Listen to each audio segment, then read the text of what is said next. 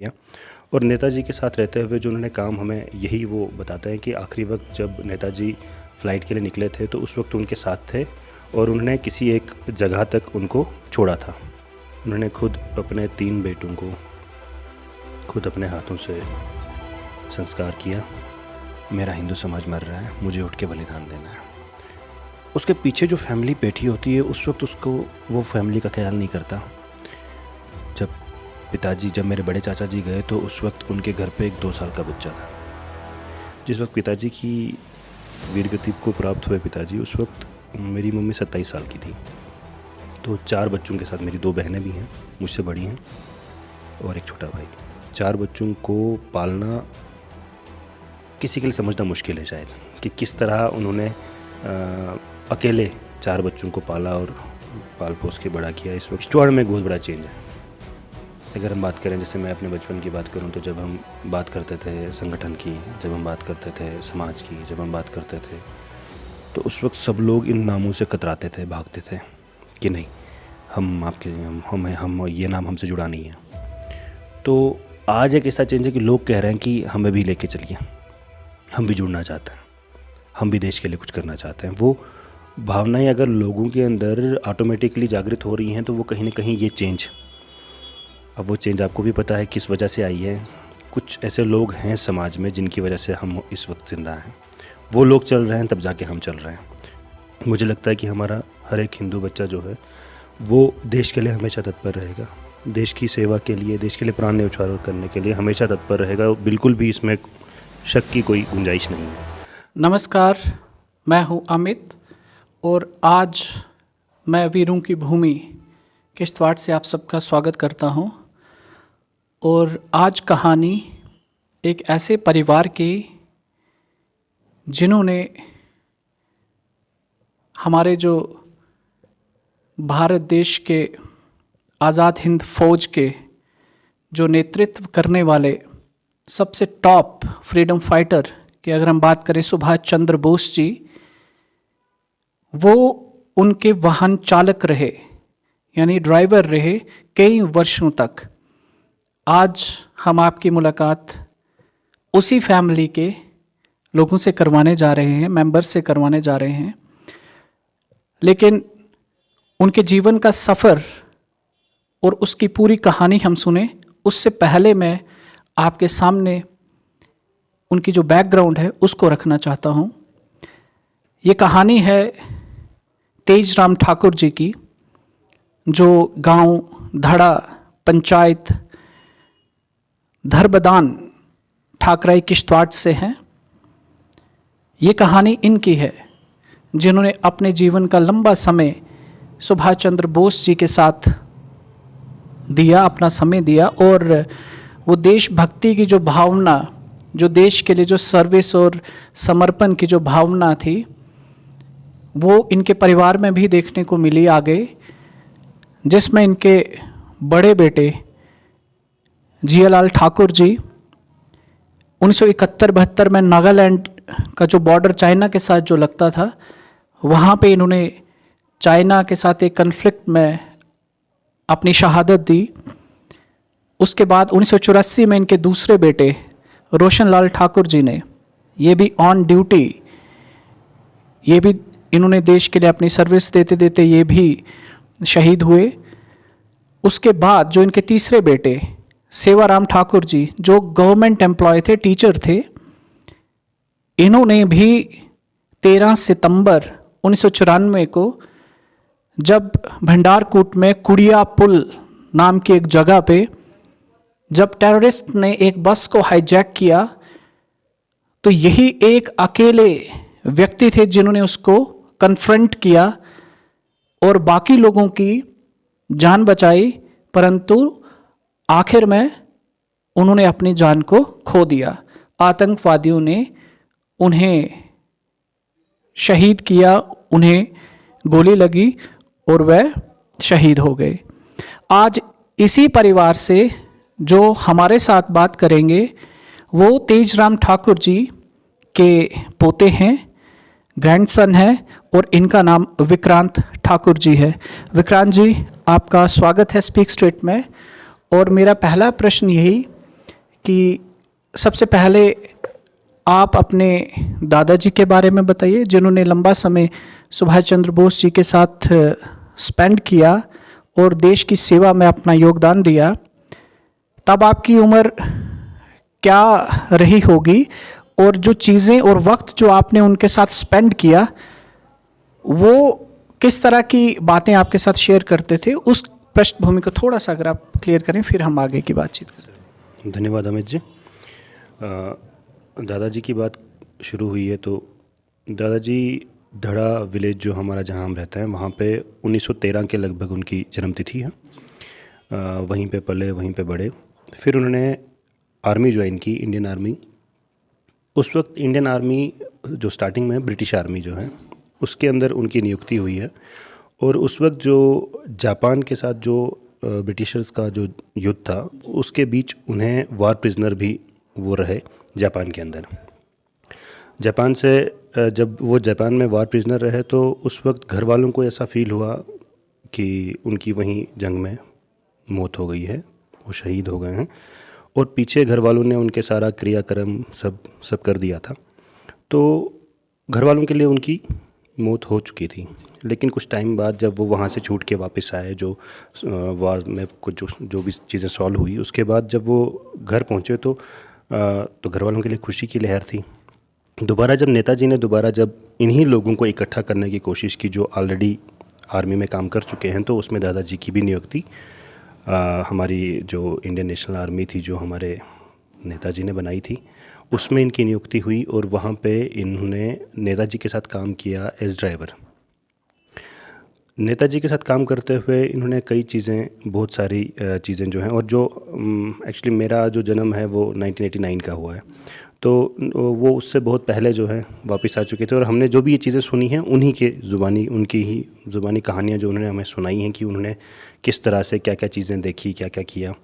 तो उसमें मैं ये देख के बड़ा परेशान भी होता था कि दादाजी उस वक्त में इंग्लिश लिखना जानते थे, पढ़ना जानते थे। ये सब वही जो नेताजी के साथ रह के उन्होंने उस फ़ौज में वो जो सारी चीज़ें सीखी थी। जो नेताजी एक गीत, अभी मैं अच्छे से मुझे वो याद नहीं आ रहा, वो गीत हमें सुनाया करते थे। और जापान में जब वो वार प्रिजनर रहे तब की कहानियाँ भी सुनाते थे कि किस तरह उन्हें प्रताड़ना दी जाती थी, किस तरह उन्हें तंग किया जाता था, तोड़ने की कोशिश की जाती थी। बहुत मतलब गंदी गंदी जगहों पे उनको भेड़ बकरियों की तरह रखा जाता था। बहुत सारी चीज़ें उन्होंने अपनी ज़िंदगी में झेली। उसके बाद जब देश आज़ाद हुआ तो उसके बाद वो वापस घर आए। वापस घर आने के बाद उन्होंने फिर से समाज की सेवा की है। उन्होंने अपने मरते दम तक अपने जो ठाकराई इलाका है इसके नंबरदार बनते हुए उन्होंने पूरे एरिया में काम किया है।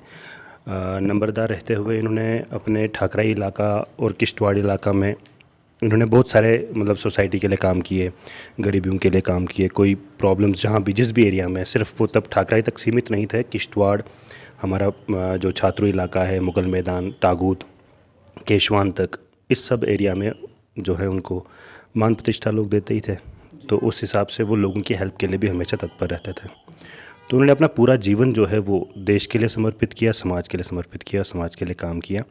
और नेताजी के साथ रहते हुए जो उन्होंने काम, हमें यही वो बताते हैं कि आखिरी वक्त जब नेताजी फ़्लाइट के लिए निकले थे तो उस वक्त उनके साथ थे और उन्होंने किसी एक जगह तक उनको छोड़ा था।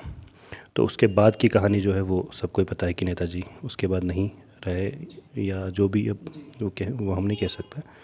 तो ये सारी कहानी हमने उनके ही मुँह से सुनी है। और उन्होंने ये सारी चीज़ें झेलते हुए भी फिर अपनी ज़िंदगी में और कई कष्ट झेले। उन्होंने खुद अपने 3 बेटों को खुद अपने हाथों से संस्कार किया। कि बड़े बेटे जैसे आपने अभी कहा कि नागालैंड बॉर्डर पे चाइना के साथ लड़ते हुए वो शहीद हुए थे 1972 में, जियालाल जी मेरे बड़े चाचा जी। उसके बाद रोशन लाल चाचा जी जो मेरे दूसरे चाचा जी थे, वो भी आर्मी में रहते हुए ही, आर्मी में सर्विसेज देते हुए ही वो भी अपनी जान को, उन्होंने अपने प्राण त्यागे। उसके बाद पिताजी जो हैं वो गाँव में टीचर थे। जॉब से वापस आते हुए बस हाईजैक हुई, 3 मिलिटेंट्स ने बस हाईजैक किया। उसके बाद बस को छात्रू रोड पे ले जाने की शायद उनकी ये इच्छा थी कि सारे लोगों को, जैसे हमारा सरथल का एक कांड बहुत बड़ा मैसेकर हुआ था, तो उस वक्त पिताजी अकेले खाली हाथों उठ के उन तीनों से भिड़ गए, जिसमें सारे जो उसमें गाड़ी में लगभग 35 से ज़्यादा लोग उस वक्त यात्रा कर रहे थे, उन सारे लोग अपनी जान बचा के भाग गए। और वहाँ पे एक तीसरा मिलिटेंट जो बाहर रह गया था, उसने वो अंदर आके फिर उसने गोलियां चलाई जिनकी वजह से पिताजी शहीद हो गए। पर इतना है कि जो बाकी लोग थे वो लोग अपनी जान बचा पाए। तो उन्होंने बिना अपने प्राणों की चिंता किए हुए सारे समाज की जितने भी लोग वहाँ पे जितनी फैमिलीज थी उनकी जान बचाई और अपने प्राण शहीद त्याग दिए। अब जैसे आपने कहा कि आपके पिताजी जो थे वो गवर्नमेंट टीचर थे, और ज़रूरी नहीं कि देश की सेवा या देश के लिए बलिदान देने के लिए आपको आर्मी या किसी यूनिफॉर्म में होना ज़रूरी है, ऐसा ज़रूरी नहीं है, और वो उन्होंने सिद्ध किया। अब अगर उनके बचपन की अगर हम थोड़ी सी यादें जो आपको ताज़ा हों, क्योंकि जो खुद देश के लिए सुभाष चंद्र बोस जी के साथ जिन्होंने अपना पूरा समय दिया है, अपनी पूरी जवानी दी है और इतनी कुर्बानियाँ दी हैं, वो वापस घर में आके जब अपने बच्चों को वो बातें सुनाते हैं, प्रेरित करते हैं, मोटिवेट करते हैं। और उसमें आपने बताया कि जैसे आपके जो बड़े चाचा जी वो आर्मी में, फिर उसके बाद आपके जो दूसरे वाले चाचा जी वो भी आर्मी में, ठीक है ना, और सब ने देश के लिए अपने प्राण जो हैं वो दिए। तो घर के माहौल के बारे में अगर हम बात करें, अगर आज भी अगर हम देखें तो आज समाज में बहुत सारी ऐसी चीज़ें हैं, परिवार टूट रहे हैं, सारी चीज़ें बिखर रही हैं, और देश की तरफ लेके जाना बच्चों को, समाज को, उस समय और आज के समय में क्या अंतर आपको दिखता है? और वो समय में जहाँ पे जिन लोगों की आज भी हम बात कर रहे हैं, याद कर रहे हैं, तो इस डिफरेंस को आप कैसे देखते हैं? देखिए, समाज में ये एक जो सोच है इसको ज़िंदा रखना ज़रूरी है। बस किसी भी समाज में अगर ऐसे कई उदाहरण, ऐसा नहीं है कि थोड़ा चेंज आया है आज के समय में। अगर हम किश्तवाड़ में देखें, हमारे इतने वीर बलिदानी रहे, चंद्रकांत जी रहे, हमारे परिहार ब्रदर्स हैं, उन्होंने भी अपनी जान की परवाह किए बिना जो है समाज के लिए काम किया। तो वैसे उदाहरण देके बिल्कुल भी मुश्किल नहीं है अपने परिवार में अपने लोगों को, अपने बच्चों को ये सिखाना कि देशभक्ति क्या होती है। ऐसे लोगों के उदाहरण देके बच्चों को सिर्फ ये चीज़ें उन तक पहुंचानी है। मुझे लगता है कि हमारा हर एक हिंदू बच्चा जो है वो देश के लिए हमेशा तत्पर रहेगा, देश की सेवा के लिए, देश के लिए प्राण न्यौछावर करने के लिए हमेशा तत्पर रहेगा। बिल्कुल भी इसमें शक की कोई गुंजाइश नहीं है। लेकिन कहीं ना कहीं हमारे जो कुछ लोग हैं जो बीच में जो कोशिश करते हैं, किश्तवाड़ आपको पता ही है हमेशा ही ऐसी स्टेज पे रहा है जहाँ पे बहुत ही सेंसिटिव एरिया रहा है, और यहाँ पे लोगों ने बिल्कुल भी अपना कदम पीछे नहीं रखा है। अगर समाज यहाँ पे अभी ज़िंदा है, चल रहा है, तो कहीं ना कहीं बलिदानों की वजह से ही हम यहाँ पे चल रहे हैं। और इन बलिदानों को देखते हुए बिल्कुल भी मुश्किल नहीं है आज के बच्चों को ये समझना या उन तक ये बात पहुँचाने की देशभक्ति क्या होती है। तो मेरे हिसाब से आज का हर बच्चा जो है उसमें देशभक्ति की भावना अभी भी है, और उसको ज़िंदा रखना हमारा कर्तव्य है। और इस देशभक्ति की भावना को ज़िंदा रखने के लिए ये जो हमारे अनसंग हीरोज़ रहे, जो एक प्रेरणा है समाज के लिए, देश के लिए, अपने लोगों के लिए, इन स्टोरीज़ का बाहर आना समाज में कितना ज़रूरी है, और कितना ज़रूरी है बात करना, और चाहे वो सोशल मीडिया है या चाहे लिटरेचर है, किसी भी रूप में उसके ऊपर कितना एग्रेसिव वे में काम होना चाहिए। ये बहुत ज़रूरी है। देखिए, अगर हमसे पहले आंदोलनकारी उन्हें क्या काम किए, कैसे काम किए, ये हमारी बदकिस्मती थी कि हमें जो पढ़ाया गया वो कुछ और था, जो एक्चुअल था वो कुछ और था, वो हमें पढ़ाया नहीं गया। हमने जो पढ़ा हमने कुछ और पढ़ा, लेकिन सच्चाई कुछ और थी। लेकिन कुछ चीज़ें जो हमने खुद से पढ़ी या हमें बुक्स में पढ़ाई गई, तो वो चीज़ें पढ़ते हुए हमने ये जाना कि झांसी की रानी कौन थी, हम भगत सिंह कौन थे, चंद्रशेखर आज़ाद ने कैसे हमारी आज़ादी के लिए काम किया, ऐसे बहुत सारे बलिदानियों ने किस तरह काम किया। और ये चीज़ें ज़रूरी है कि किसी न किसी जगह, किसी साहित्य में, इतिहास में ये चीज़ें पढ़ाई गई तभी जाके, और ये चीज़ें ज़रूरी हैं। जैसे आपने अभी बात की कि ये चीज़ किस तरह ज़िंदा रहे, तो मुझे लगता है यही एक तरीका है, यही एक वे है जिसमें इन चीज़ों को ज़िंदा रखा जा सकता है, इन बुक्स की शक्ल में, सोशल मीडिया की शक्ल में, वीडियोज़ की शक्ल में। तो इन चीज़ों को ज़िंदा रखना ज़रूरी है, तभी जाके हमारे देश में जो वो हमारे मन में जो देशभक्ति की आग है वो जलती रहेगी। उसका जो ईंधन है वो यही साहित्य और यही चीज़ें रहेंगी, यही बुक्स रहेंगी, यही वीडियोस रहेंगी, जो हमारे आने वाली पीढ़ियों को भी ये सिखाती रहेंगी कि हमारे समाज ने इस समाज को ज़िंदा रखने के लिए कितने बलिदान दिए हैं। जैसा आपने मेंशन किया बिगनिंग में ही कि आपके दादाजी ने अपने तीनों जो पुत्र हैं उनकी चिताओं को उन्होंने अपने हाथों से अग्नि दी, तो वो क्या मंजर और परिस्थितियां होगी इससे हम मुंह नहीं मोड़ सकते और वो सारी चीज़ें फील कर सकते हैं। पर आपका बचपन और परिवार को अगर देखें, मार्टियर्स फैमिली जिन्होंने इतना कंट्रीब्यूट किया है, ये तो आपकी परवरिश और आपका जो परिवार है उसको अगर आप थोड़ा सा एक्सप्रेस करना चाहें तो वो कैसे करेंगे, किन शब्दों में करेंगे? कहते हैं कि बलिदानी चला जाता है, पीछे फैमिली एक छोड़ जाता है, और उस फैमिली को के हालात क्या रहते हैं वो हमने देखा है बचपन से। एक बलिदानी सिर्फ बलिदान देते हुए समाज का ख्याल लेके चलता है कि मेरा हिंदू समाज मर रहा है, मुझे उठ के बलिदान देना है। उसके पीछे जो फैमिली बैठी होती है उस वक्त उसको वो फैमिली का ख्याल नहीं करता। जब मेरे बड़े चाचा जी गए तो उस वक्त उनके घर पे एक 2 साल का बच्चा था, मेरे बड़े भाई श्री सुभाष ठाकुर, वो उस 2 ही साल के थे, और उन्होंने फैमिली की चिंता नहीं की, क्योंकि एक आर्मी मैन वैसे भी सबसे पहले अपने कर्तव्य को रखता है। तो जब उन्होंने अपनी कुर्बानी दी, उसके बाद पिताजी ने, जब दूसरे चाचा जी की भी शहादत हो गई, उसके बाद पिताजी ने उस चाचा जी के जो मेरे लड़के हैं सुभाष भैया, उनको पाल पोस के बड़ा किया, उनके लिए जो भी हो सकता था वो किया। लेकिन जब वो खुद वीर गति को प्राप्त हुए उस वक्त वो सिर्फ 12th पास थे, 12th पास थे एक्चुअली, 12th पास थे, और मैं उस वक्त सिर्फ 3 साल का था। मेरा एक छोटा भाई है, वो इस वक्त जम्मू यूनिवर्सिटी में अभी कार्यरत है, PhD कंप्लीट की है उसने वहीं से। तो उस वक्त वो सिर्फ 1.5 साल का था, तो मैं 3 साल का था, ब्रदर 1.5 साल का था। तो उस वक्त पिताजी हमें छोड़ के चले गए, लेकिन उसके बाद भी हमें बहुत सारी मुश्किलों का सामना करना पड़ा। जैसे एक SRO 43 जॉब मिलती है, मरने के बाद किसी भी सर्वेंट की फैमिली को जॉब मिलती है, हमें मदर को वो जॉब 9 साल के बाद मिली है, क्योंकि उस वक्त पूछने वाला कोई नहीं, घर में जानने वाला कोई नहीं, कागज़ पहुंचाने वाला कोई नहीं। तो 9 साल लग गए एक SRO 43 की जॉब को हमारे घर तक पहुंचने के लिए। तो यही मैंने कहा कि बलिदानी चला जाता है, पीछे बहुत सारी चीज़ें जो हैं वो बहुत सारी कमियां छोड़ के जाता है। उसके बाद वो मेरी माताश्री हैं, जिन्होंने अपनी ज़िंदगी में बहुत सारे दुख देखे हैं, बहुत सारे दुख देख के भी जिस वक्त पिताजी की वीरगति को प्राप्त हुए पिताजी, उस वक्त मेरी मम्मी 27 साल की थी। तो 4 बच्चों के साथ मेरी 2 बहनें भी हैं, मुझसे बड़ी हैं, और एक छोटा भाई।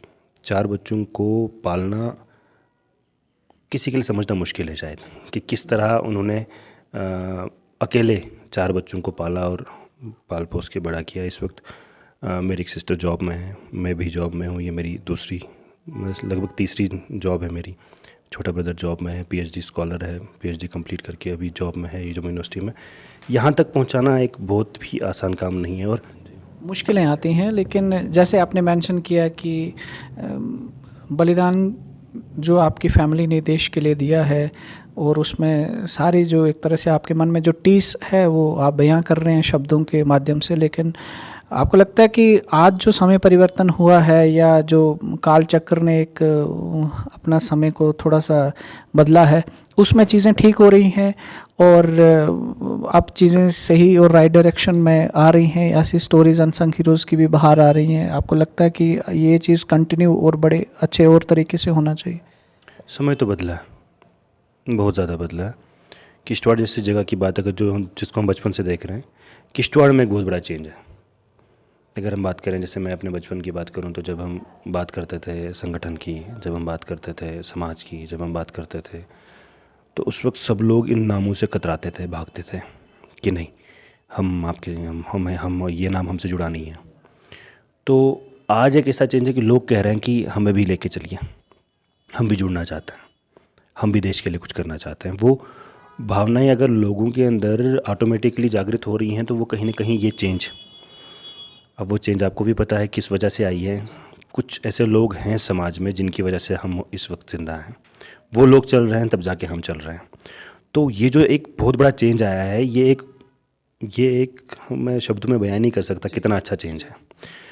आज बात कर रहे हैं कि साहित्य चेंज होगा, आज बात कर रहे हैं कि रियलिटी बताई जाएगी बच्चों को कि भारत में एक्चुअली बलिदान किन्होंने दिया, किन्होंने इस भारत को ज़िंदा रखा।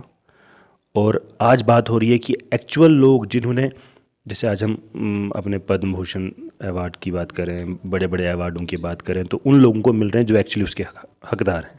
आपको पता ही है, ऐसा टाइम मुझे लगता है कि ये भारत का गोल्डन पीरियड चल रहा है। बहुत बहुत बहुत पहले था, कुछ टाइम के लिए खो गया था। उन महापुरुषों के वापस आने से, वापस हमारा नेतृत्व करने की वजह से जो है वापस से ये गोल्डन पीरियड चल रहा है हमारा। बिल्कुल। तो ये जो चीज़ें वापस आ रही हैं, जैसे बहुत सारी चीज़ें पढ़ाई में चेंज हो रही हैं, बच्चों की पढ़ाई किस तरह होगी वो चीज़ें चेंज हो रही हैं, हमारा आर्मी किस तरह मजबूत होगी वो चीज़ें चेंज हो रही हैं। देश में भारत को पूरे विश्व में इस वक्त एक जगह दिलानी, वो इन महापुरुषों की वजह से ही पूरा हुआ है। और ये जो चेंजेस हैं ये बहुत ज़रूरी हैं, और हमारे युवा को ये ज़रूरी है कि ये चीज़ें भी आगे ले जानी हैं, रुकना नहीं है, इस चीज़ को ज़िंदा रखना है। अब दोबारा मैं अगर आपके दादाजी की बात करूं, तो दादाजी के साथ आपने अपने कितना टाइम लगभग स्पेंड किया, और उनके जीवन की जो यात्रा है रही थी उसका आप पे कितना असर रहा? और आपने ये भी मेंशन किया कि 2003-4 में उस समय के जो president doctor APJ Abdul Kalam द्वारा उनको फैसिलिटेट भी किया गया था, तो आप उनके साथ में ही गए थे। तो अपने दादाजी के साथ आपके रिलेशन के बारे में थोड़ा सा आप उजागर करें इस चीज़ को, और वो टाइम क्या था और किस तरह का उनकी जो व्यक्तित्व था वो किस तरह का था? दादाजी हमेशा जब भी हमसे बात करते थे तो हमेशा यही बात करते थे कि वो हमेशा देश की बात करते थे, नेताजी की बात करते थे। नेताजी कैसे सोचते थे, देश के लिए कैसा सोचते थे, वो जो भावनाएं, देशभक्ति की भावनाएं हैं, वो हमेशा हमारे अंदर वो डालने की कोशिश करते थे कहानियों के ज़रिए कि हमें जापान में ये सब झेलना पड़ा, उतना सब देखना पड़ा, उसके बाद भी हम टूटे नहीं, हमने हिम्मत नहीं हारी, हम वापस आए, देश में आए।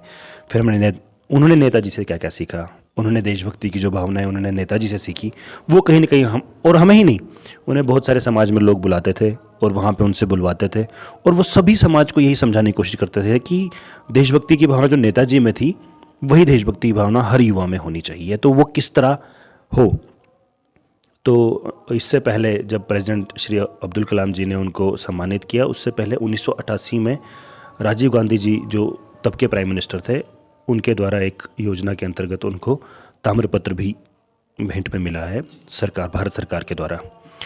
और उसके बाद 2003-4 के लगभग जब मैं उनके साथ गया दिल्ली में, तो प्रेसिडेंट श्री अब्दुल कलाम जी उन्होंने उन्हें सम्मानित किया। उस वक्त वहाँ पे देश के विभिन्न भागों से आए हुए क्रांतिकारी लोग, ये हमारे जो स्वतंत्रता सेनानी थे, बहुत सारे लोग वहाँ पे आए हुए थे, उनसे मिलना हुआ, बहुत अच्छा लगा। वहाँ पे उनको सम्मानित किया गया, उनके साथ प्रेसिडेंट जी के साथ बैठना हुआ, चाय पीना, खाना खाना उनके साथ हुआ।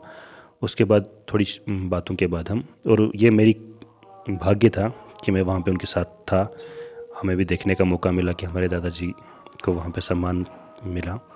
तो कई चीज़ें हैं ज़िंदगी में जो, तब तो हम छोटे ही थे, और ये भी हमारा बदकिस्मती है कि तब मैं बहुत छोटा था जब दादाजी का भी देहांत हो गया 2004 दिसंबर में। तो उनके साथ ज़्यादा बैठने का टाइम नहीं मिला, लेकिन बचपन उनके साथ गुजारा, तो बहुत सारी चीज़ें उनसे देखी, और अपनी फैमिली में बलिदान जो देखे हैं देश के लिए, जो देश के प्रति जो भी काम हुए हैं, और समाज को भी देख के, हमारे समाज में भी बहुत सारे बलिदान उन्होंने देश के लिए बहुत अपने जीवन को त्यागा। वो सारी चीज़ों को देखते हुए इंसान कहीं ना कहीं वो प्रेरणा, वो भाव, वो देशभक्ति की भावना कहीं ना कहीं ज़िंदा है, जलती रहती है, और हर बच्चे में, हर युवा में वो चीज़ें जो हैं इन्हीं कारणों से चलती रहेंगी। धन्यवाद विक्रांत जी। और व्यूअर्स, अंत में आपसे यही कहना चाहूँगा कि जैसे विक्रांत जी ने कहा कि ये बलिदान जो भी हमारे वीरों ने, हमारे पूर्वजों ने अपने इस माटी के लिए, इस देश के लिए, समाज के लिए दिए, इन्हें हमें ज़िंदा रखना है, और ज़िंदा इसलिए रखना है क्योंकि ये हमें प्रेरित करते हैं, आगे आने वाली जितनी पीढ़ियां हैं उनको प्रेरणा देते हैं, और अपने देश को, अपने समाज को एकत्रित रखना, उसकी सीमाओं को, चाहे वो बाहरी सीमा है, आंतरिक जितने भी इश्यूज़ हैं, प्रॉब्लम्स हैं, उन इश्यूज़ को, उन प्रॉब्लम्स को कैसे सॉर्ट आउट किया जाए, वो एक जागरूक समाज ही कर सकता है। और समाज जागरूक तभी रहेगा जब वो अपनी जड़ों को याद रखेगा, अपने इतिहास को याद रखेगा, अपने वीर बलिदानियों को याद रखेगा, तब जाके कोई भी समाज जो है वो ज़िंदा रह सकता है, और आगे आने वाली पीढ़ियों के लिए भी एक सुरक्षित देश, समाज और परिवार की एक पृष्ठभूमि जो है वो तैयार करके रख सकता है। आज हमें इन महान क्रांतिकारी और वीर बलिदानियों के बारे में जानने को मिला। ऐसी और बहुत सारी स्टोरीज़ आपके सामने लाने की कोशिश करेंगे, और जितने भी लोग जिन्होंने बलिदान दिया है अपनी मातृभूमि के लिए, वो प्रेरणा का स्रोत थे और हैं और रहेंगे। ज़रूरत है ऐसे अनसंग हीरोज़ को पब्लिक डोमेन में लाना, और दोबारा से उनकी की गई जो भी कार्य हैं उनको समाज में रख के समाज के लिए एक प्रेरणा के रूप में प्रस्तुत करना। आज के अंक में इतना ही। धन्यवाद।